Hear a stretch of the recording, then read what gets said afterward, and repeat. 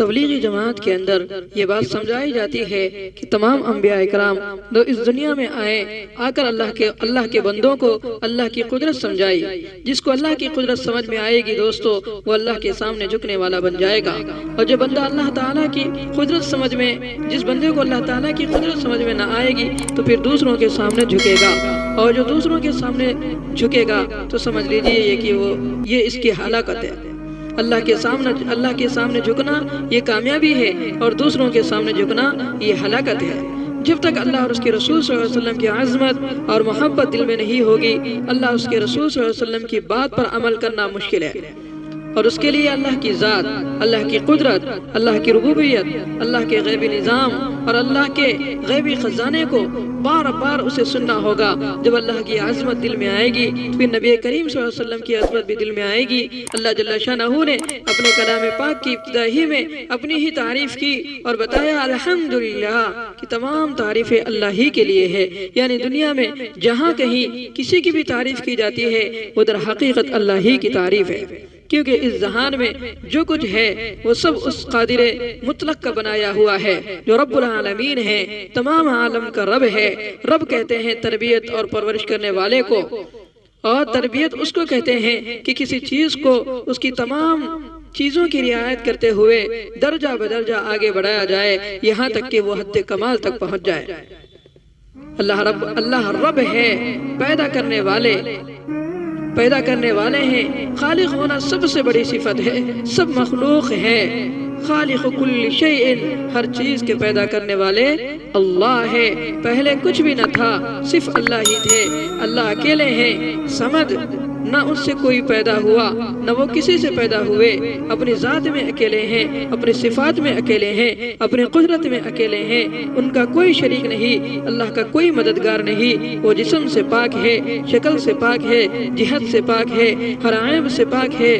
تمام عالم اور عالم کی ایک ایک مخلوق کو پیدا کرنے میں اللہ اکیلے ہیں، چلانے میں اکیلے ہیں، باقی رکھنے میں اکیلے ہیں، فنا کرنے میں اکیلے ہیں، جزا اور سزا دینے میں اللہ اکیلے ہیں. تمام عالم کے اوپر صرف اسی کی حکومت چلتی ہے. تمام مخلوق کو اللہ تعالیٰ نے بغیر نمونے کے بنایا. آسمان بغیر آسمان کے بنائے، زمین بغیر زمین کے بنا دی. عالم کی پہلی چیز بغیر چیزوں کے بنائی. پہلا انسان بغیر ماں باپ کے بنایا. پہلا شیر، پہلا چیتا، پہلی ہرن، ہر جانور کا پہلا کوئی نہیں تھا. بغیر بیج کے درخت بنائے، درختوں کو بغیر بیج کے پہلے اللہ نے بنائے. آسمان کو اٹھایا، زمین کو بچھایا، پانی کو بہایا، ہوا کو اڑایا، پہاڑوں کو کھڑا کیا. بے شمار مخلوق، جن و انس، فرشتے، ہر طرح کے جانور، کوئی چلنے والا، کوئی رینگنے والا، کوئی اڑنے والا، کوئی تیرنے والا.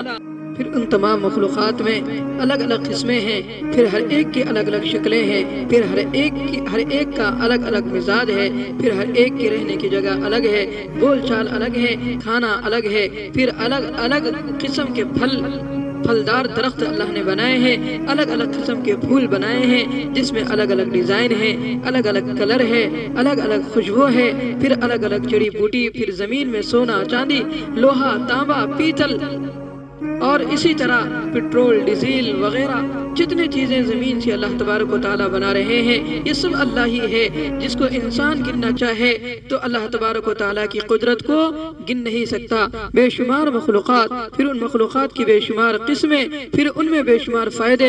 ان سب مخلوقات کو اور اس کی گنتی کو اور کہاں پر ہے اور کس حال میں ہے اور ان کو کس چیز کی ضرورت ہے وہ سب جانتے ہیں. اور تمام مخلوقات کی تمام ضروریات بیک وقت براہ راست تو اللہ خود پہنچاتے ہیں. اور سب مخلوقات پر اللہ کا پورا کنٹرول ہے. کوئی بھی مخلوق اس کی قدرت سے باہر نہیں. ہمیں پیدا کیا، پھر کائنات کو بنایا اور پھر کائنات کے حالات پیدا فرمائے. زندگی، موت، صحت، بیماری، عزت، ذلت، محبت، نفرت، خوشی، غمی، غریبی، مالداری، سکون، بے چینی، ان حالات کے اوپر بھی اللہ اکیلے قابض ہے. ان سب حالات اور مخلوقات کی تمام ضروریات کی چیزیں اللہ کے خزانے میں جو اللہ کے عرش کے ساتھ ملا ہوا ہے موجود ہے، جس میں کوئی بھی چیز کم نہیں ہوتی، جس کو ضرورت کے مطابق دنیا میں اتارتے رہتے ہیں. اللہ اکبر. دوستو یہ اللہ کی قدرت ہے۔ اللہ تبارک و تعالیٰ نے جو آسمان بنایا ہے کہ کبھی ہم نے سوچا کہ اللہ تبارک و تعالیٰ نے آسمان کتنے 7 آسمان بنائے۔ فرشتوں کے عجیب حالات میں حضرت ربیع بن انس رضی اللہ عنہ کی روایت سے لکھا ہے کہ پہلا آسمان جو ہے وہ جمع ہوا لہر ہے، دوسرا سفید مرمر کا ہے، تیسرا لوہے کا ہے، چوتھا تانبے کا ہے، پانچواں آسمان چاندی کا ہے، چھٹا آسمان سونے کا ہے اور ساتواں آسمان سرخ یاقوت کا اور اس کے اوپر نور کے صحرا ہیں۔ حضرت عمر رضی اللہ عنہ سے روایت ہے کہ سوال کیا گیا کہ زمین کس چیز پر ہے تو آپ علیہ السلام نے ارشاد فرمایا پانی پر۔ پھر پوچھا گیا کہ کیا آپ کو معلوم ہے کہ پانی کس پر ہے تو آپ علیہ السلام نے فرمایا سبز چٹان پر۔ پھر عرض کیا گیا کہ آپ کو یہ بھی علم ہے کہ چٹان کس پر ہے تو آپ علیہ السلام نے فرمایا مچھلی کی پشت پر جس کے دونوں کنارے عرش سے ملے ہوئے ہیں۔ عرض کیا گیا کہ آپ کے علم میں ہے کہ مچھلی کس پر ہے، آپ علیہ السلام نے ارشاد فرمایا ایک فرشتے کے کندھے پر جس کے قدم ہوا میں۔ تو اللہ اکبر۔ تو دوستو ایک زمانہ ایسا تھا جب کچھ نہ تھا، وَكَانَ عَرْشُهُ عَلَى الْمَاءِ، اللہ کی ذات جو ابتدا و انتہا سے پاک ہے وہی اکیلے تھے، اللہ کی ذات ہی باقی تھی، اس کے علاوہ اس دنیا کے اندر کوئی نہیں تھا۔ پھر اللہ تبارک و تعالیٰ نے قرآن کریم میں فرمایا الذی خلق السماوات والارض فی 6 ایام، جس نے 6 دن میں زمین و آسمان بنائے، ثم استوى علی العرش۔ تو یہ ساری چیزیں اللہ تبارک و تعالیٰ نے ہمارے لیے بنائی ہے، اور پھر اللہ تبارک و تعالیٰ نے اس کے بعد مقصد زندگی سمجھا دیا کہ دنیا میں آنے کا مقصد فرمایا وَمَا خَلَقْتُ الْجِنَّ وَالْإِنسَ إِلَّا لِيَعْبُدُونِ، کہ ہم نے تمام انسانوں اور جنات کو صرف اور صرف اپنی عبادت کے لیے بنایا ہے۔ انسانوں کی زندگی کے لیے جس طرح آسمان سے پاک اور صاف پانی اتارا، ایسے ہی ہماری کامیابی کے لیے اپنا دین اور احکامات اتارے ہیں۔ جن کی زندگی کا تعلق اللہ کے حکموں کے ساتھ ہوگا وہ کامیاب ہوگا، اور جن کی زندگی اللہ کے حکموں کے بغیر کٹے گی وہ نامراد ہوگا۔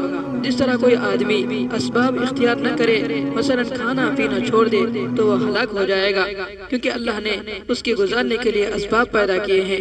جس طرح ان اسباب کے بغیر عام طور پر ہلاکت ہو جاتی ہے، ایسے ہی اللہ کے حکموں کے بغیر یقینی طور پر ناکامی ہو جاتی ہے۔